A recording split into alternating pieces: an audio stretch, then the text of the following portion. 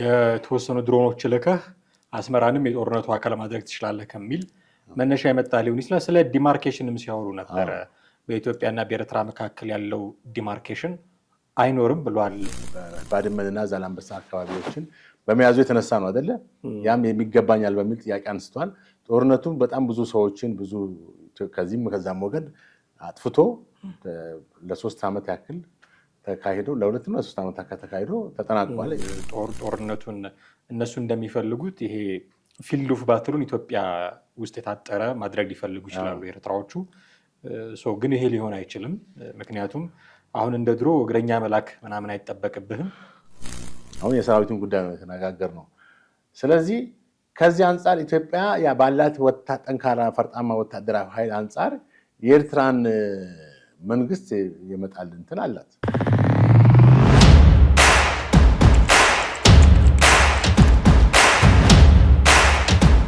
ሰላም ጤና ይስጥልን። እንዴት አላችሁ? ወደ ቤተሰቦቻችን ይህ ዘኢትዮጵያ የዩቲዩብ ቻናላችን ነው። ጥላሁን አክሊሉና ማህደገፋ እንደተለመደው በወቅታዊ ፕሮግራማችን ወደ እናንተ መተናል። ዛሬ መወያያ ርዕሰ ጉዳይ የሚሆኑን ሰው ጀነራል ባጫ ደበሌ ናቸው። ጀነራል ባጫ ደበሌ አሁን በአምባሳደርነት በኬንያ ይገኛሉ። ኢትዮጵያን በአምባሳደርነት ወክለው በናይሮቢ ተቀማጭነታቸውን አድርገዋል። እዛ ከሚገኘው የቢቢሲ ሪፖርተር ጋር ቃለ ምልልስ አድርገዋል። በእርግጥ ዛሬ ምሽት አርብ ምሽት ላይ ሙሉ ቃለ ምልልሱ ይለቀቃል ተብሎ ነው የሚጠበቀው። ከዛ በፊት ግን ቢቢሲ ቀነጫጭቦ ያወጣቸው የጀነራሉ ንግግሮች በጣም በርካታ መነጋገሪያ ርዕሰ ጉዳይ ፈጥረዋል። ይህንን ነው ዛሬ ከባልደረባዬ ጥላሁን አክሊሉ ጋር በመሆን ለማነሳሳት የምንሞክረው። እስከ ፕሮግራማችን ፍጻሜ ድረስ አብራችሁ። እንዴት አለህ ትሌ? አለሁ፣ እግዚአብሔር ይመስገን ሰላም ነው አለን። እንግዲህ ጀነራል ባጫ ደበሌ በጣም አስገራሚ የተባሉ ንግግሮችን አድርጓል። ሙሉ ቃለ ምልልሱን ስንሰማ በእርግጥ በርካታ ነገሮችን እናገኛለን ብዬ አስባለሁ ከቃለ ምልልሱ። ግን እንደው በቅንጭብጫቢ መልክ ቢቢሲ የለቀቃቸው ቪዲዮዎች እዛ ላይ የተናገሯቸው ነገሮች በርካታ ናቸው። እነሱን እናነሳለን። እንግዲህ ተቀማጭነታቸውን በኬንያን ያደረጉት ባጫ ደበሌ እንደ አምባሳደርነታቸው እና ከቢቢሲ ጋር ባደረጉት ቃለ ምልልስ ላይ ካነሱት ነጥብ አንዱ የኤርትራ መንግስት አይኖርም ብለዋል። ዋንስ ጦርነቱ ከተነሳ የኤርትራ መንግስት ከነጨራሹ አይኖርም የሚል ነገር ተናግሯል። ይህን እንዴት ነው የምንረዳው? ምን ማለታቸው ነው ብለን ማለት እንችላለን? ትክክል። ያው እንግዲህ ተቀነጫጭቦ የቀረበ ቪዲዮ ነው። ዋናው ዛሬ አንተ እንዳልከው ማታ የሚሰማ ይሆናል። በዛ ላይ ሰፊ የሆነ ቃለ መጠይቅ ስለሚሆን ብዙ ነገሮች መረዳት ይቻላል። ግን ከዛ በፊት በተቀነጫጨበችው ላይ ያየናቸው እሳቸው ከተናገሩት የትግራይ ሰራዊት ከፕሪቶሪያው ስምምነት በኋላ በዋነኛነት የፕሪቶሪያው ስምምነት የተኩስ አቁምና እንደገናም ደግሞ የትግራይ ሰራዊት ትጥቅ እንዲፈታ ነበረ ወይም ዲሞቢላይዜሽን ነበረ። አሁን በዚህን ጊዜ እንግዲህ ምን ያክል ትጥቅ ፈቷል በሚል በተለያየ ጊዜ ያው ሲነገር የነበረ እንደሆነ እናስታውሳለን። ምክንያቱም ህወሓት ሙሉ በሙሉ ትጥቅ ፈቷል የሚል ጥያቄዎችም በተለያዩ ቦታዎች ሲነሱ እንደነበረ ይታወቃል። እና እሳቸው ይሄንን ነበረ አንድም የተናገሩት ነገር 15,000 የማይሞሉ ናቸው ትጥቅ የፈቱት። አብዛኛው ሰራዊቱ ትጥቅ እንደተጠቀ ነው ያለ የሚል ነው። እንደገና ደግሞ ከባድ መሳሪያዎችንም አላስረከቡም። ምክንያቱም ከባድ መሳሪያዎች አሁን እንግዲህ ስላላቸው እያሳዩም ያሉትም ይሄንን ነው። እና የተበላሹ መሳሪያዎችን ነው ያስረከቡት። የተበላሹ መሳሪያዎችን እና ሌሎች በቃ ደብቀዋል። በአንደርግራውንድ አድርገው በጣም ብዙ የደበቋቸው ነገሮች አሉ። ጦር መሳሪያዎች አሉ። አሁን እንግዲህ እንደጠቀስከው ጦርነቱ ከተነሳ በኋላ የኤርትራ መንግስት አይኖርም ብለዋል። ይህን ማለታቸውን እንግዲህ የበለጠ እሳቸው ምናልባት ዛሬ ማታ ከሚናገሩት ነገር ግን ከዚህ ንግግር መረዳት እንደሚቻለው የኤርትራ መንግስት አይኖርም ሲል ጦርነቱ ሰፊ የሆነ ቀጠናዊ እንትን እንደሚኖረው ነው። ማለት አሁን በትግራይ ጦርነት አሁን ባለፈው አርብ ሳምንት ተጀምሯል።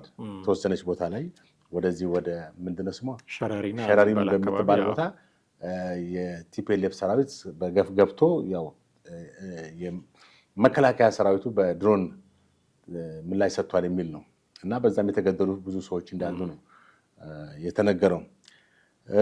አሁን እሳቸው ጦርነቱ የኤርትራ መንግስት አይኖርም ሲሉ የጦርነቱን ስኮፕ በጣም ሰፊ እንደሚሆን እና ምክንያቱም አሁን በኤርትራና በትግራይ እና ኤርትራ ያው በጽምዶ በሚለው ሁለቱ አንድ ሆነዋል። ስለዚህ ይሄን መተህ ያኛውን የምትተው ነገር አይደለም። ወይም ያኛውም ኦልሬዲ እዚህ ትግራይ ውስጥ ሊኖር ይችላል። ባለፈውም ደግሞ እንደሚታወቀው ከወራቶች በፊት የሻዕቢያ ሰራዊት በሰሜን ወሎ አካባቢ መያዙ ይታወቃል አይደል እንዴ? ኦልሬዲ ገብተዋል ማለት ነው። አሁን የጦርነቱ ስኮፕ ወይም ስፋት ኤርትራንም ስለሚጠቀልል የኤርትራ መንግስት ይገለበጣል የሚል አንድምታ ነው። ወይም የኤርትራ መንግስት አይኖርም የሚለው ያስኬዳል። በእርግጥ አሁን ኤርትራ እንግዲህ በአምባገነኑ ኢሳያስ አመራር ውስጥ ነው እንግዲህ ያለፉት 34-35 ዓመት በላይ ያለችው እንግዲህ። ስለዚህ የኤርትራ መንግስት አሁን ከኢትዮጵያ ጋር ያለው ቁርሾም ይታወቃል። ከባድ ጥል ነው። የውጭ ኃይሎችም በኤርትራ መንግስት በመጠቀም ዛሬ በኢትዮጵያ ላይ ጫና እያሳደሩ እንደሆነም ይታወቃል። በይበልጥም ደግሞ ከትግራይ ሰራዊት ከቲፒኤልኤፍ ጋር የጀመሩት አጋርነትና ወዳጅነትም ይታወቃል። ስለዚህ ከዚህ አንጻር ይሄ የትግራይን ሰራዊት ጋር ጦርነቱ ቢጀመር በትግራይ ላይ ብቻ ተወስኖ የሚቀር ሳይሆን ወደ ኤርትራም የሚዛመት ይሆንና የኤርትራ መንግስትን ኦቨርስሮ ስልጣን ላይ ያለውና የኢሳያስ አስተዳደር ከነ እንትን ማስወገድ ሁኔታ ይኖራል ለማለት ታሰበ ይሆናል እንግዲህ ብዬ አስባለሁ። አንተ እንዳልከው ጦርነቱን እነሱ እንደሚፈልጉት ይሄ ፊልድ ኦፍ ባትሉን ኢትዮጵያ ውስጥ የታጠረ ማድረግ ሊፈልጉ ይችላሉ ኤርትራዎቹ። ግን ይሄ ሊሆን አይችልም። ምክንያቱም አሁን እንደ ድሮ እግረኛ መላክ ምናምን አይጠበቅብህም። የተወሰኑ ድሮኖች ልከህ አስመራንም የጦርነቱ አካል ማድረግ ትችላለህ ከሚል መነሻ የመጣ ሊሆን ይችላል። ስለ ዲማርኬሽንም ሲያወሩ ነበረ። በኢትዮጵያና በኤርትራ መካከል ያለው ዲማርኬሽን አይኖርም ብሏል። ቃል በቃል የተጠቀሙት ቃልም ነው። ይሄ ምን ማለታቸው ነው? እንደዛ እንግዲህ ዲማርኬሽን ያው በኢትዮጵያና በኤርትራ መካከል ለብዙ ዓመታት ሲያወዛግብና ሲያከራክር የነበረው የዲማርኬሽን ጉዳይ ነው ወይም የወሰን ጉዳይ ነው። አሁን በዚህ ላይ እንደሚታወቀው በ1991 አካባቢ የተነሳው ጦርነት በሁለቱ በኤርትራና በኢትዮጵያ መካከል በተነሳው ጦርነት ያው የኤርትራ አስቀድሞ የባድመንና ዛላንበሳ አካባቢዎችን በመያዙ የተነሳ ነው አይደለ? ያም የሚገባኛል በሚል ጥያቄ አንስቷል። ጦርነቱም በጣም ብዙ ሰዎችን ብዙ ከዚህም ከዛም ወገን አጥፍቶ ለ3 ዓመት ያክል ተካሂዶ ለ2 እና 3 ዓመት ተካሂዶ ተጠናቋል። የተጠናቀቀው በአልጀርስ ስምምነት ነው። በአልጄሪያ ዋና ከተማ አልጀርስ ላይ በተካሄደው ስምምነት ነው። በመለስና ኢሳያስ ባካሄደው ስምምነት እና በዚህም እንግዲህ ወሰኑ በዛ ላይ የተወሰነ ሁኔታ አለ። በኢትዮጵያ በኩል እንግዲህ በአብዛኛው ህዝብ ከመከላከያው ሰራዊት ጋር አንድ ሆኖ የተዋጋበት ብዙ ጣት ብሎ ወደ ግንባር በመዝመት የተደፈረውን በኤርትራ ሰራዊት የተደፈረውን የኢትዮጵያን ዳር ድንበር ለማስከበር ያን ሁሉ መስዋዕት ብዙ ሰው ማልቆ አሁን እንደሚባለው ወደ 70 ሺህ በላይ ህዝብ ነው ያለቀው በኢትዮጵያ ብቻ ይባላል። እንግዲህ በእርግጥ በወቅቱ ኢህአዴግ ምንም የገለጸው ነገር የለም በቁጥር እና ብዙ ሰው አልቋል። በጣም ብዙ ሺህ ህዝብ እንግዲህ በቁጥር የሚባለው ግምታዊ ነው። 70 ሺህ ይባላል። ቀላል አይደለም። ይሄ የአልጀርስ ስምምነት ግን ለኢትዮጵያ ምንም ምልህ ያ ሁሉ መስዋዕት ተከፍሎ ያ ሁሉ አሁን የጠቀስኩት ያክል ህዝብ ተገሎ ሞቶ መልስን አላገኘንበትም። ገብቷል። ለኤርትራ ነው የተወሰነው ማለት ይቻላል። እና ይሄም በሁለቱ ህዝቦች መካከል በሁለቱ አገራት መካከል ያለው የድንበር እንትን አልተፈታም ማለት ነው። ኤኒዌይስ ጠቅላይ ሚኒስትሩ ለስልጣን እንደመጡ ዶክተር አብይ አህመድ በኤርትራና በኢትዮጵያ መካከል ለ20 ዓመት ዘልቆ የቆየውን ቁርሾ በወንድማማችነት ወይም ወደ ቀድሞ እንትናችን ተመለስን አይደል እንዴ? የዛም መንግስት ወደዚህ መጥቶ ይሄ መንግስት ወደዛ ሄዶ በሁለቱ ሀገሮች ወንድማማቾች ግንኙነት ተፈጠረ። ጠቅላይ ሚኒስትሩን የኖቤል ሽልማት እስከማሸለም ድረስ አደረሰ። ግን ብዙ አልዘለቀም። እስከ ትግራይ ጦርነት ድረስ ነው የዘለቀው ወዳጅነታችን ማለት ነው። ያ ብቻም ሳይሆን ደግሞ ካለፉት 2 ዓመታት በኋላ ኢትዮጵያ የባህር በር ጥያቄን ማንሳት ከጀመረች ጀምሮ በሁለቱ በኢትዮጵያና በኤርትራ መካከል ከባድ የሆነ ግጭት፣ ቅራኔ ተፈጥሯል። ወደ ጦርነት አልገቡም እንጂ የቃላት ጦርነቶች ሁሉ ተካሂደዋል። በዛም ባለስልጣናት በዚህም ባለስልጣናት አይደል እንዴ? እና በድንበር በኩል ያለው አሁንም አወዛጋቢ ነገሮች አሁን እንዳለ ነው። የኤርትራ መንግስት ይሄ ነው ብሎ ቢልም ኢትዮጵያም የራሷ ክሌም የምታደርገው አለ፣ ያም የራሱ ክሌም የሚያደርገው አለ። ስለዚህ ትክክለኛው ቦታ ዲማርክ አልተደረገም ወይንም በቃ የኢትዮጵያ መንግስት ከዚህ ወደዚህ ነው፣ የኤርትራ መንግስት የኤርትራ ግዛት ከዛ ወደዛ ነው የሚለው ቢወሰንም በአልጀርሱ ስምምነት በሁለቱም በኩል ስምምነቱ ያው ለይስሙላ ነው ማለት ነው። የአልጀርሱ ስምምነት ኤኒዌይስ የአልጀርስ ስምምነት ብሎ ነገር በአሁኑ ሰዓት የለም ማለት ይቻላል። ምክንያቱም ስምምነቱ ሊኖር የሚችለው ሁለቱ ሀገሮች በሰላም ግንኙነት እስካላቸው ነው። ግጭት ካለ እንኳን ዲማርኬሽኑ አሁን የተካሄደው ዲማርኬሽኑ ይቅርና ኤርትራም ራሷ እንደ ሀገር እንትን ላትል ትችላለች ማለት ነው። ኢትዮጵያ በዚህ ማለት የተናገሩት አንዱ የኤርትራ መንግስት በራሱ ይጠፋል። የኤርትራ መንግስት በራሱ ይጠፋል ማለት አሁን ትንሽ ድፍን ያለ አነጋገር። በራሱ ይጠፋል መቼም ዝም ብሎ በራሱ የሚጠፋ መንግስት የለም በዓለም ላይ። ኤክስተርናል በሆነ ጫና በኤክስተርናል በሆነ ኢንቬዥን ወይም ኃይል ነው ሊጠፋ የሚችለው እንጂ በራሱ ዝም ብሎ የሚጠፋ መንግስት ሊኖር አይችልም። አሁን በራሱ ይጠፋል ያሉት ከቀደም ከተናገርኩት ጋር ለማያያዝ መመለስ እችላለሁ። ይሄም ምንድነው የኤርትራ መንግስት አሁን ባለው ሁኔታ ላይ እንግዲህ ህልውናው የተመሰረተው በአንድም በውጭ ኃይሎች ነው። በራሱ ብቻውን የቆመ መንግስት ነው ማለት አትችልም። አሁን በኢትዮጵያ ላይ ያደረገ ያለውም ጫና ከግብፅ ኢትዮጵያ ታሪካዊ ጠላት ከሆነች ከግብፅ እና ከሌሎች ሀገራትም ጋር በማበር ነው እና የኤርትራ መንግስት ምናልባት አሁን ያለው የጦር ሰራዊት ያለው ፓወር ከኢትዮጵያ ጋር ሲነጻጸር ምንም ቦታ ሊሰጠው የሚችል አይደለም። ኢትዮጵያ ሰፊና ትልቅ ወታደራዊ እንትን ገምታለች። ኖት ኦንሊ ከኤርትራ ጋር ብቻም ሳይሆን በምስራቅ አፍሪካ ግዙፍ የሆነ ወታደራዊ መከላከያ ኃይል እንዳላት ምንም ጥርጥር የለውም። ይሄ የመንግስት ፕሮፓጋንዳ ወይ ምናምን አይደለም። የትክክለኛ ነገር ነው። ሰራዊቱ በጣም ግዙፍ ነው። እንግዲህ ፖለቲካ ጉዳይ ደግሞ ሌላ ነው። አሁን የሰራዊቱን ጉዳይ ነው የተነጋገርነው። ስለዚህ ከዚህ አንጻር ኢትዮጵያ ባላት ጠንካራ ፈርጣማ ወታደራዊ ኃይል አንጻር የኤርትራን መንግስት የመጣል እንትን አላት ብዬ አስባለሁ። ግን ተገቢነት አለው? ተገቢነት የለውም ማለት ዓለም አቀፍ ህጎች አሉ። ለዚህ እኮ ነው 93 ዓመተ ምህረት የዛን ጊዜ ኤርትራን መውረር ኤርትራን መልሶ ለመያዝ በተደረገው ጥረት እንደሚባለው እንግዲህ አቶ መለስ ናቸው ጦርነቱ ከዛ እንዲመለስ ማለት ሰራዊቱ ወደዛ ዘልቆ እንዳይገባ ወደ አስመራ ያደረጉት ይባላል እንጂ ከነቡሬን ምናምን አካባቢን ከተቆጣጠረ በኋላ ዘልቆ ወደ ኤርትራ አስመራ በመግባት የኢሳያስን መንግስት ከወዲያኛው ለማሰናበት ለመገርሰስ ታስቦ ነበር ይባላል በኢትዮ ኤርትራ ጦርነት ወቅት ማለት ነው። አሁን እሳቸው ጀነራል ባጫ የተናገሩት እንግዲህ በራሱ ይጠፋል ሲሉ ስፔሻሊ በራሱ አንደኛ ዋስትናውን ህልውናውን አረጋገጠባቸው። ለምሳሌ ትግራይ ቢሸነፍ ማለት ቲፒኤልኤፍ ሲሸነፍ፣ ሌሎችም በኢትዮጵያ ውስጥ ያሉት ኢንተርናል እንትኖች ኃይሎች ሲሸነፉ የውጭ ኃይሎችም ዝም ብሎ ሊረዱት አይችሉም። አንዳንዴ ገብቷል ያለውን ጥንካሬ አይተው ነው እና እነዚህ መሰረቶቹ ወይንም የተማመነባቸው ኃይሎች ሲወድሙ ራሱ በራሱ በሂደት ይጠፋል የሚል ነው። ወይንም ምናልባትም በኤርትራ ውስጥ አሁን እንግዲህ አፋኝና አምባገነን የሆነ መንግስት ነው ያለው። በህዝቡ ተቃውሞ እንግዲህ እስካሁን ድረስ በኤርትራ ውስጥ ተቃውሞ ተካሂዶ የሚያውቅ አይመስለኝም። ውጭ ብቻ ዲያስፖራ ያሉ ሰዎች ዲያስፖራ ያም በቂ አይደለም እኮ።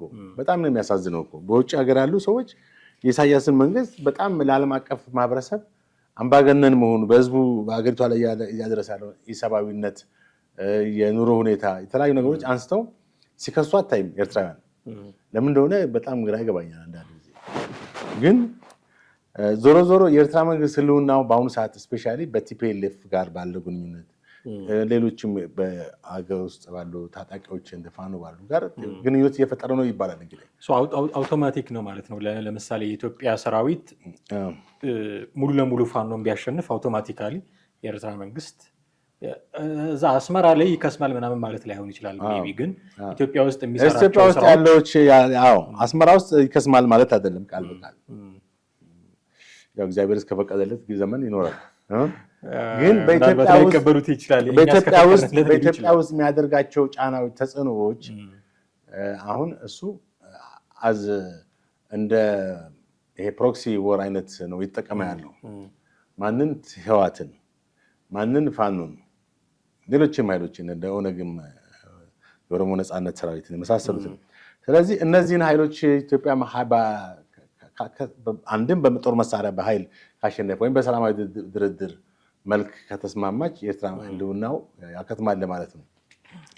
ሌላ ያነሱት ነገር ከኤርትራ ባሻገር ስለ ፋኖና ስለ ኦሮሞ ነጻነት ሰራዊትም እንዲሁ ተናግረዋል እና እዛ ላይ እንደተናገሩት 4 ኪሎ ሰው የለም ይባል which means የኢትዮጵያን ስልጣን የተቆጣጠረ የሆነ ፓርቲ የሆነ ግለሰብ ባይኖር ባዶ ቢሆን ቤተመንግስቱ እና ተቀምጦ እዛ ሀገሪቱን የሚመራ ማንም አካል ባይኖር እነዚህ ሰዎች መጥተው 4 ኪሎ ሊገቡ አይችሉም፣ መግባት አይችሉም። ሐሳቡም ዝግጁነቱም የላቸው። እንደውም ቃል በቃል ስም ጠርተው ማን ነው የሚመጣው ዘመነ ካሴ ነው የሚመጣው ብለው ሁሉ እስከ መናገር ነው የደረሱትና እውነት 4 ኪሎ ሰው ባይኖር እነዚህ ሰዎች መጥተው ይሄ በጣም አነጋጋሪ ነው። እሳቸውም ይሄን ምልህ አንዳንድ ጊዜ ቃላቶች ወይም ንግግሮች ካንተ ከወጡ በኋላ እዛ ጋር የሚፈጥሩት ነገር ማስተዋል ያስፈልጋል።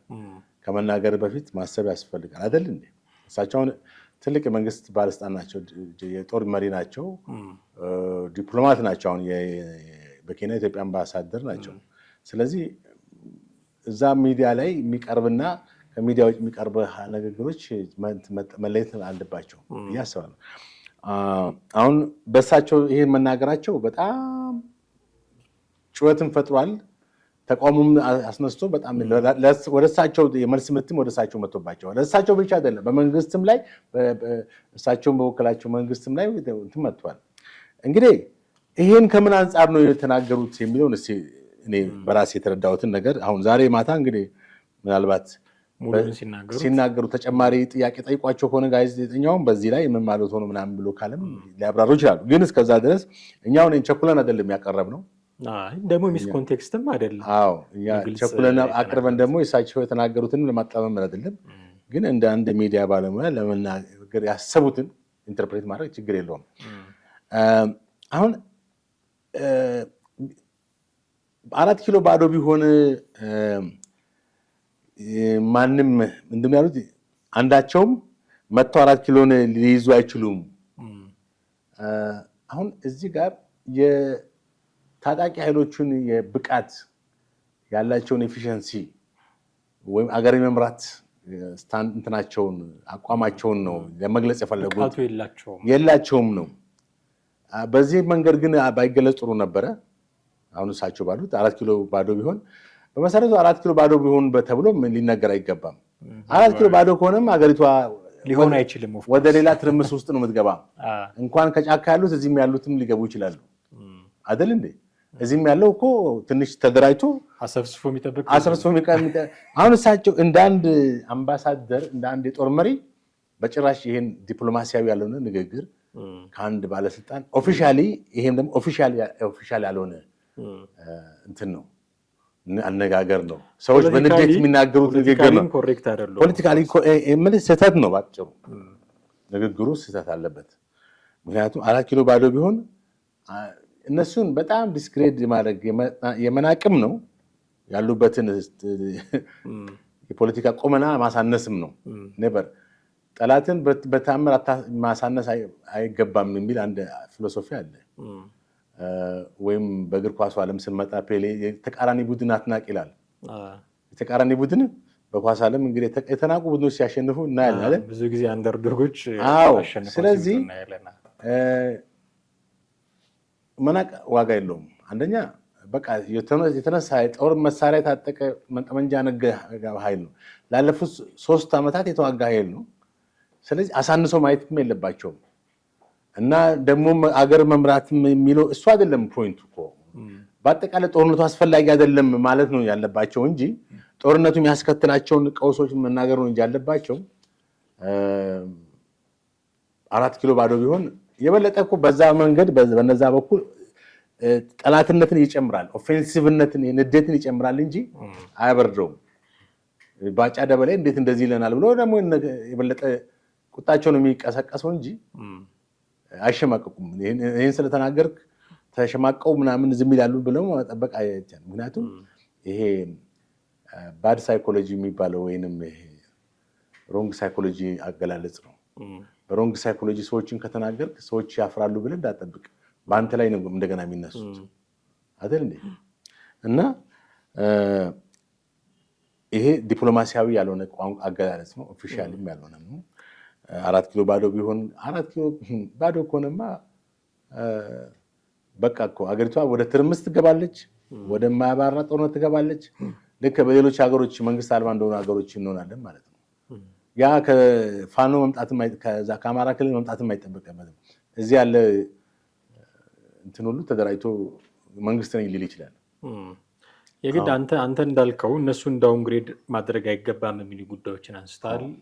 ዲፕሎማቲካሊም ጥሩ አገላለጽ ላይሆን ይችላል፣ ግን እውነታውን ይቀይረዋል ወይ? አሁን እውነታው ይሄ ነው የሚል ጀጅመንት ወስጄ ሳይሆን ቢሆኑ እና ቢገለጽ ግን ምንድን ነው ችግሩ? አንደኛ ወቅቱ የሶሻል ሚዲያ ወቅት ነው እና የፋኖም ሰዎች እንደውም ብዙ የኦላ ሰዎች ብዙም ሚዲያ ላይ እምብዛም አይታዩም። የፋኖቹ ግን አሉ እንደምታውቀው እና በስልክም አስተያየት ይሰጣሉ። እየተደወለላቸው ውጭ ያሉ ደጋፊዎቻቸው ብዙ ጊዜ የአየር ሰዓት ይሰጧቸዋል እና እዛ ላይ የሚናገሯቸው ንግግሮች መሪን የማያከብር በስም እየጠሩ የጠቅላይ ሚኒስትሩን ስም እየጠሩ ዳውንግሬድ እያደረጉ ተገቢ ያልሆኑ ንግግሮችን ጭምር እየተናገሩ ነው። አሁን ለእነዚህ ሰዎች ባጫ ደበሌ እንደዛ አድርገው መመለሳቸው ተገቢ ነው እያልኩኝ አይደለም፣ ግን አንዱ የዲፌንስ ሜካኒዝም ሊሆን አይችልም ወይ? መቼም እንደምታውቀው በመጽሐፍ የመጣን በመጽሐፍ ነው፣ ደግሞ በጦር የመጣ በጦር ነው እና እነዚህ ሰዎች በአንደበታቸው የሚያጠቁት ጥቃት አለ። የፕሮፓጋንዳ የበላይነት ወስደናል የሚል ትርክት ሶሻል ሚዲያው ላይ ይፈጥራሉ። ይሄንን ሶሻል ሚዲያ ላይ አፕራንድ አላቸው፣ ወደድንም ጠላንም። ይሄን አፕራንድ ያገኙት እንደ ልባቸው በመናገር ነው፣ እንደፈለጉት በመናገር ነው። አሁን ባጫ ደበሌ ኦፍኮርስ ዲፕሎማት ናቸው፣ ኢትዮጵያን የወከሉ አምባሳደር ናቸው በኬንያ። ከዛም በላይ ደግሞ ጄኔራል ናቸው፣ የጦር መሪ፣ ጦር አዋቂ፣ የጦር መሪ ናቸው። እንዲናገሩ ምንጠብቅበት ልክ አለ፣ የሆነ ማነር አለው እንዲናገሩ ምንጠብቅበት፣ በዛ ልክ እንዲናገሩ እንጠብቃለን። ግን ሰምሃው ደግሞ የሆነ ፕሮቮክ የሚያደርግ ወይ ደግሞ ኦፌንሲቭ የሆኑ ንግግሮችን ጥቂት ቢናገሩ ከዛ በኩል የሚመጣውን የፕሮፓጋንዳ ጦርነት ለመመከት ያስችላቸዋል ብዬ አስባለሁ። እና ያንን ፕሮፓጋንዳ የሚመክት የዲፌንሲቭ ሜካኒዝም አይሆንም ወይ ብዬ ሊሆን አይችልም። ምክንያቱም ቅድም እንዳልኩት ይሄ ኔጋቲቭ ሳይኮሎጂ ወይም ሮንግ ሳይኮሎጂን በመጠቀም የጠላትን ወይም የተቃራኒ ኃይልን አሰላለፍ ብታች መደምር አልችልም። ምናልባት ጥሩ ፖዘቲቭ የሆኑ ነገሮችን ብትናገር፣ በተለይ ደግሞ ስለ ሰላም፣ ስለ መደራደር፣ ይሄ በእነሱም አገር ነው ብለህ እነሱን የሚያነሳሳና መልካም የሆኑ ስሜት እንዲሰማቸው የሚያደርግ ቃላት ብትናገር በአንተ ላይ ያላቸው አግሬሲቭነት፣ ጥላቻ የሚቀንስ ይችላል። በእውነት አሁን እኮ የበለጠ ወደ ጠላትነት የሚያስኬድ ነው ብዬ ማስበው። አሁን ኢቲካል አይደለም ማን ነው እሳቸው ለዛ አኒቲካል በሆነ መንገድ ለሚሰነዘሩ እንትን ስድብ በለው መዘላለፍ በለው የፈለገው ተመሳሳይ እንትን መለሱ ማለት አይቻልም። እሳቸው እነዛ አይወል ገና ወደ መንግስትነት ያልመጡ ኃይሎች ናቸው። የፈለጉትን ቃላት ሊናገሩ ይችላሉ። ጠቅላይ ሚኒስትሩን አሳንሰው በስድብ በምንም በተለያዩ መንገድ ሊናገሩ ይችላሉ። በስልጣን ላይ ያሉትን ኃይሎችም አጠቃላይ ብልጽግና የሚባለውን ፓርቲም በሆነ በአሽሙር አገላለጽ ያው ሲሰድቡ እናሰማለን። አሁን ይሄን መንግስትም እነዛ በአሽሙር መሳደብ አለበት ወይ? መንግስትም እነዛን አሁን ለምሳሌ መጥፎ ስድቦች አሉ አይደል? እንደዚህ ብሎ ሲል አንድ ሰው የተከበረን ሰው ለምሳሌ በከተማ ውስጥ የተለመደ ስድብ አለ። ያም በተመሳሳይ ለአንድ የሰፈር ዱርዬ ቢመልስ ተገቢ ነው አይደለም? እና ይሄ አኒቲካል የሆኑ እንትኖች እነዛ መንግስት ያልሆኑ ኃይሎች ገና በትጥቅ ትግል ውስጥ ያሉ ማንነታቸው በደንብ የሚታወቁት 2-3 ሰዎች ናቸው በዛ ውስጥ። አሁን ቅድም የጠቀስከው ዘመነ ምናምን 10 ሰዎች አይሞሉም። ይሄ እነዚህ ግን መንግስት ናቸው። በኢትዮጵያ አይደለም በዓለም አቀፍ ደረጃ የሚታወቃሉ ማንነታቸው አይደል እንዴ? ስለዚህ የሚናገሩት ነገር ከነዛ በላይ ይጮህባቸዋል። አሁን የባጫ ደበሌ ንግግር ለምንድን ነው ይጮህ? አየህ፣ ባጫ ደበሌ ጀነራል ስለሆነ ነው። ባጫ ደበሌ አምባሳደር ስለሆነ ነው እንጂ እኮ ተራሶ ቢናገረው እኮ ይሄን ያክል አይጮህም ነበር። እነዚህ 4 ኪሎ ባዶ አድርጉላቸውና ወንድ ናቸው ይገባሉ ብሎ አንድ ሲግሮስ ቢናገር እኮ ምንም ለምን አይበቃም እኮ ገብቷል። ሚዲያ ላይ የሚወጣ ነገር አይደለም። ግን እሳቸው በአንድ መንግስትን የወከሉ ሰው 4 ኪሎ ክፍት ቢሆንላቸው ሲሉ ጩኸት ይፈጥራል። በሌላው መንገድ ጩኸት ይፈጥራል። በነዛ በኩል ደግሞ በዚህ በታጣቂ ኃይሎቹ ላይ ደግሞ ንዴትን ይፈጥራል። የጥላቻውን ስሜት የበለጠ እንትን ይላል። አዎ ቅድምም ላነሳለህ የነበረው አሁን እንዲህ አይነት ኦፌንሲቭ የሆኑ ንግግሮችን ሲሰሙ በጣም ሞር አግሬሲቭ ይሆናሉ። አድሬስ የምናደርገው ወደ እነሱ አድሬስ የምናደርገው ንግግር ቢለሳለስ እንደው ሰማው ዲፕሎማቲክ ቢሆን ይመረጣል የሚል ነው። ግን ከዚህ በፊት የቀረቡላቸውን አማራጮች በዚህ መልኩ አይደለም ደግሞ ሲቀበሉ የምናውቃቸው። ጠቅላይ ሚኒስትሩ በራሳቸው በጣም በርካታ ጊዜ በፓርላማም ጭምር ተገኝተው በራችን ለንግግር ክፍት ነው የሚሉ ጥሪዎችን አቅርበው እናውቃለን። በጫካ ያላችሁ ወንድሞቻችን ብለው ሲናገሩ እናውቃለን። ከዚህ በላይ ሊለሰልስ አይችልም መቼም ዲፕሎማቲክ እናደርገው ካለን ንግግር። ይሄንን ድምፅ ሲሰሙ ጫካ ያሉት ሰዎች ምንድነው እንዴት አድርገው ነው ኢንተርፕሬት የሚያደርጉት? መንግስት ፈራ ነው የሚሉት። መንግስት ስለፈራ ለውይይት ጋበዘን፣ ለድርድር ጋበዘን፣ ሲሸነፍ ጊዜ እጁን ለውይይት ዘረጋ የሚል ሌላ ኢንተርፕሬቴሽን ነው የሚኖራቸው። በዚህም ብትናገራቸው በዛም ብትናገራቸው የመልስ ምቱ ተመሳሳይ ነው። እንግዲህ እንደዛ ስላሉ እነሱ ሁልጊዜ መንግስት አንድ አይነት ተመሳሳይ አቋም ሊኖረው ይገባል። አንደኛ በሚዲያ ሆነ በተለያዩ መንገዶች በመድረክ ላይ በሚናገሩበት ሰዓት የመንግስት አመራሮች የተመጠንና የተመረጠ ቃላቶች ነው መናገር ያለባቸው። የፈለገ በጠቅላይ ሚኒስትሩም ሆነ በባለስልጣናቶች ላይ ስድብ ቢሰነዘር በተመሳሳይ ያን ስድብ ተመሳሳይ የሆነ ስድብ ሊመልሱ አይገባም። ባለስልጣናቶች ናቸው፣ መሪዎች ናቸው። ከነዛ ስድብ ይልቅ የነዚህኛዎቹ የበለጠ ይጎላል። ኤቲካል አይደለም፣ ከሞራልም ከስነ ምግባርም ከምንም እንትን አይደለም፣ ተቀባይነት የለውም። እና አሁን እነሱ የሚያነሷቸው ነገሮች አሉ። መንግስት ፈራ፣ ድርድር ሲቀባ ፈራ፣ ጦርነት ደግሞ ሲከፍት ጨፍጨፋ ጀመረ። ይሄ የተለመደ ነው እኮ። መንግስት ያንንም ችሎ ነው መሄድ አለበት። ወደ ሰፊ ነው መሆን አለበት። ይሄን አሉኝ ብሎ በቁጣ ያንን አላሉኝ ብሎ በዚህ መንገድ መሄድ አለበት። ነገሮችን በሰከና መንገድ ነው ማየት ያለበት። በቃ የመንግስት አይን 360 ዲግሪ እንደው መሽከርከር ያለ በዚህም ማየት ነው ያለበት። በዚህ ጋር ይሄን እርምጃ ቢወስድ ምን ያስከትላል? በዚህ ጋር ሰላማዊ ድርድሩን ባደርግስ በሌላው አቅጣጫስ ምን ያስከትላል? ሰላማዊ ድርድሩን ያቀርባቸው ሰላማዊ መደራደሪያ ሀሳቦችስ ምንድን ናቸው የሚሉትን ኦቨርኦል በቃ ሆሊስቲክ የሆነ እንትን መጠቀም አለበት ማለት ነው። አሁን ያው ከዚህ በፊትም አንስተናል። እንትና አብይ ስለሚፈራ ነው ብሎ ሀብታሙ እንደተናገረው ማለት ነው። ፈርቷል ማለት ነው። የክረምቱን ጦርነት አለ ከዚህ በፊት አንስተነው ነበር። ያልቅ ነው ክረምቱ ሊያልቅ ነው። አሁን ዛሬ ነሐሴ ገብቷል። አሁን ደግሞ በጋው ደግሞ ሲመጣ ምን ያየ ሁልጊዜ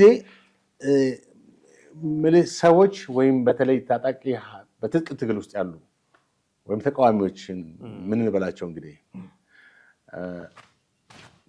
በምትናገረው ነገር የሆነ ነገር አንድ ንግግር እኮ አንዱ የፕሮፓጋንዳ የጦርነት አካል እኮ ነው።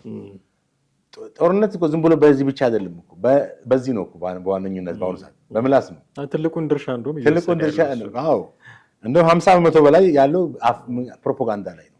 መሬት ላይ በአብዛኛው አሁን የአማራ ክልል በዚህ ካላረጋገጥከው ስለዚህ አየህ እነዚህ ሰዎች ቢናገሩ መንግስት ግን ነገሮችን ቅድም እንዳልኩት ፖለቲክ በሰከነ መልክ ነው እንጂ እነሱ ባሉት ቋንቋ እነሱ በተናገሩት ሌቭል ሊናገር አይገባም።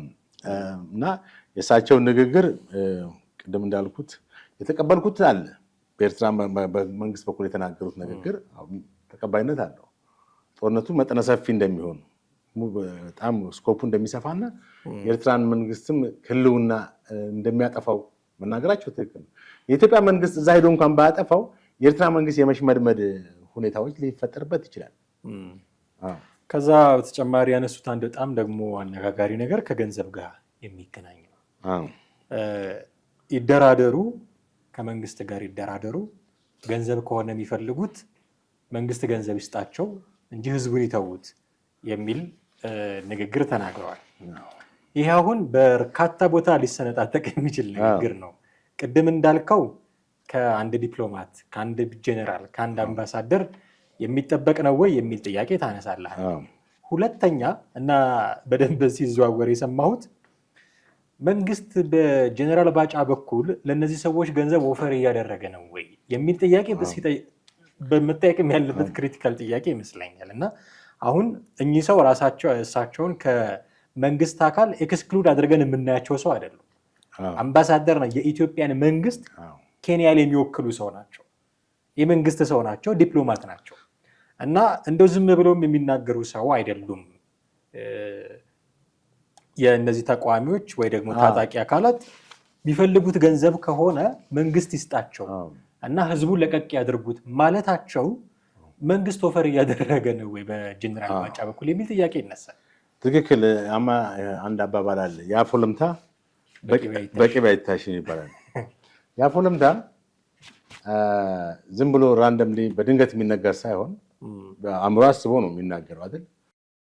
አንድ ሰው የአፎ ለምታ ነው ብሎ ቢል በተናገረው ነገር ከሚቀርብበት ኃላፊነት ወይም ከክስ ወይም ከተጠያቂነት ሊያመልጥ አይችልም። በቃ ኦልሬዲ ተናግሮታል። ደግሞ ሆን ብለው እንደሆነ የምትረዳው ከተናገሩ በኋላ ይሄ ሀሳብ ልክ አይደለም እንደብታወጡልኝ የሚል ማስተባበያ ብቻ ሊኖር ይችል ነበር። ኢንቴንሽናሊ የተነገረ ነገር ነው። እንግዲህ ምን ማለታቸው ነው? ይሄ ገንዘብ ከፈለጉ መንግስት ገንዘብ የሰጠ እንትኖችን ተቋሚዎችን ስሙዝ ያደርጋሉ ወይ? ምናልባት ሙሉውን ስናየው የምናገኘው ምስል ሌላ ሊሆን ከቻለ አላውቅም፣ ግን ሜቢ አሁን እኮ ዛሬ ማታ እንግዲህ ገብቶኛል። ግን ምናልባት ገንዘብ ከፈለጉ የሚሉት እነዚህ ታጣቂ ኃይሎች ህዝብ ይዘርፋሉ፣ መንገድ እየዘጉ ኬላ እየዘረጉ ይሰበስባሉ። ይሄንን የሚያደርጉት ውጊያ ውስጥ የገቡት ለዛ ገንዘብ ከሆነ መንግስት ይስጣቸውና ህዝቡ እንደፈለገ ይሁን ለማለት ፈልገው ሊሆን ይችላል። እንደው ሰማው ትክክል። አሁን ያልከው ነው በደንብ ሊያስኬድ የሚችለው። አሁን ያልከው በደንብ እንደውም በቃ እሳቸው ማለት የፈለጉት ነገሩ በመንግስት በኩል የሚመጣውን ደግሞ መንግስት ሊያስተቸው የሚችለው ነገር ደግሞ አላስተዋሉም እንጂ እሱን አላስተዋሉም። እዚህ ጋር ገንዘብ ከፈለጉ የሚለው አሁን እንግዲህ በኢትዮጵያ ውስጥ ሸኔ ብቻም ሳይሆን በዚህ በአማራ ክልልም ሰዎች ከሚገደሉበት ጥቃት ከሚደርስባቸው በተጨማሪ እየታገቱ ብር ይጠየቁ በሚሊዮን የሚቆጠር ገንዘብ ይጠየቁ ነው እና በጣም ኦፊስ በጣም ተስፋፍቷል ይሄ ነገር እና እሳቸው ምናልባት ይሄንን ገንዘብ ከሚፈልጉ ከሆነ አለሳልሰው ማለት ትንሽ ነገሩን አለሳልሰው ለማቅረብ ፈልገው ሊሆን ይችላል። ግን ይሄ ደግሞ በብዙ መንገድ ሊተረጎም ይችላል። ብዙ ነቀፌታ ላይ ያስመጣ ይችላል። በዋነኝነት መንግስት ከዚህ በፊትም ለምሳሌ ከሸኔ ጋር ተደራድሯል። ሸኔ አንደኛው ሸኔ ክንፍ ገብቷል አለ እዚያ ጋር ጃልሰኝ ገብቶ ምክክር ላይ ሁሉ ነው። አሁን ለነዚህኞቹ ገንዘብ ተሰጥቶ ነው የሚል ትችት እንዲመጣ አስደረገ። ጫካ ያሉት እኮ እንደዛ ነው የሚሉት ተሰጥቷቸው ተመልከት ቀየሩ። አሁን ከፋኖና ከሌሎች ከዚህ ከወላ ጋር መንግስት ገንዘብ ከፈለጉ ብሎ ማለት በጣም የመንግስትን እንትን ትንሽ ማለት መንግስት የሚደራደረው ብሎ በተወሰነ መንገድ ምን ግብረ መልስ ተሰጠ ለዚህ ንግግር የሚል እያየሁኝ ነበረ። በተለይ ይሄ ፕሮፋኖ የሆኑ አካላት የሚያወሯቸውን ለማየት ስሞክር ገንዘብ ኦፈር እንዳደረገላቸው መንግስት ገንዘብ እንስጣችሁ ብሎ ኦፈር እንዳደረገ ነው የሚረዱት አብዛኞቹ። እና ይሄ መንግስት እንደው ከስተቱ የማይማር ሊሸነፍ ሲል ያው ገንዘብ ልስጣችሁና መሪዎቻችን ልውሰድ አለ ብለው ነው ሁሉም ኢንተርፕሬት ያደረጉት። በዚህ ደረጃ ሊጠነቀቁ ይገባል። በጣም ቅድም እኮ ያልነው ነው ለሚዲያ የምትናገረው ንግግር በጣም መመረጥ አለበት። እንደፈለክ ዝም ብለህ ውጭ እንደምትናገረው ንግግር መሆን የለበትም። አንደኛ ያ ንግግር በሌሎች ዘንድ የሚያስከትለውን አንድምታ ትርጉም በጣም ማስተዋል ያስፈልጋል። ይሄን ብል ምን ያስከትላል የሚለውን ነገር ማወቅ ያስፈልጋል። በይበልጥም ደግሞ በታጣቂ ኃይሎች አንተ በተናገርክላቸው በእነዚህ በታጣቂ ኃይሎች ዘንድ የሚሰጠው ትርጓሜ የሚያመጣው ትችት ነቀፌታ ከባድ ነው። መንግስትንም የማሳጣት መንግስትን እንኳን አሳጡት። አሁን መንግስት ያን ነገር አላደረገም ብለን እናስብ። አይዶን ነው እንደ ኒውትራል ብለን ስናስበው አድርጓል አላደረገም እኛም ምናቀበት ነገር የለም። ግን አላደረገም ብለን የምናስብ መንግስት ባልሰራው ነገር ዲፋሜት ተደረገ፣ ስሙ ጠፋ ማለት ነው። በማን በራሱ ባጨደ በመንግስት ማለት ነው። እና ይሄ በጣም ትክክል ያልሆነ አገላለጽ ነው። ምክንያቱም ገንዘብ አሁን በመሰረቱ እነዚህ ታጣቂዎች ለገንዘብ ፍለጋ አይደለም ጫካ የገቡት ሲጀመር መነሻ ሀሳብ በሂደት ተቀይረዋል። እንግዲህ አንዳንድ ሁኔታዎች ናቸው እንጂ ሁኔታዎቹን ስታይ ፈልገው ነው እንድታታል እንጂ ከመነሻው ለአማራ ህዝብ ነፃነት የአማራ ህዝብ መብትና ምናምን በሚል ነው ወደ ጫካ የገቡት። እና ገንዘብ ፈልገው ከሆነ ብለው ሲሉ ወደ ጫካ የገቡት ገንዘብ ፈልገው አይነት የሚል ያመጣል። ኤኒዌይስ የባጫ ደበሌ ንግግር ዛሬ ሙሉን የምንሰማ ይሆናል። በቅንጭብጫቢ በቢቢሲ የቀረበችው የሰማነችው ግን አወዛጋቢ ነች ያለፈው። በርካታ ነገሮች ያነሳል። ሙሉ ነገሩን እንግዲህ ዛሬ ከሰማን በኋላ ሌሎች አዳዲስ ነገሮችንም ካገኘን እንዲሁ ወደ ተመልካቾቻችን ምናደርስ ነው የሚሆነው። በጣም አመሰግናለሁኝ ጥሌ። ወደ ቤተሰቦቻችን እናንተም ከኛ ጋር ነበራችሁ ቆይታ እጅግ አድርገን ነው የምናመሰግናችሁ። ሀሳብና አስተያየቶቻችሁን ግን እንድታጋሩን እንፈልጋለን። ባነሳነው ርዕሰ ጉዳይ ላይ ምን ሀሳብ፣ ምን አስተያየት፣ ምን መልከታ አላችሁ? የእናንተን ፐርስፔክቲቭ ብናውቅ ደስ ይለናል። የእኛን ፕሮግራም የዛሬውን እዚህ ላይ አብቅተናል። አብራችሁን ስለነበራችሁ እጅግ አድርገን ነው የምናመሰግናችሁ። በሚቀጥለው በሌላ ርዕሰ ጉዳይ እንጠብቃችኋለን። ጤና ይስጥልን።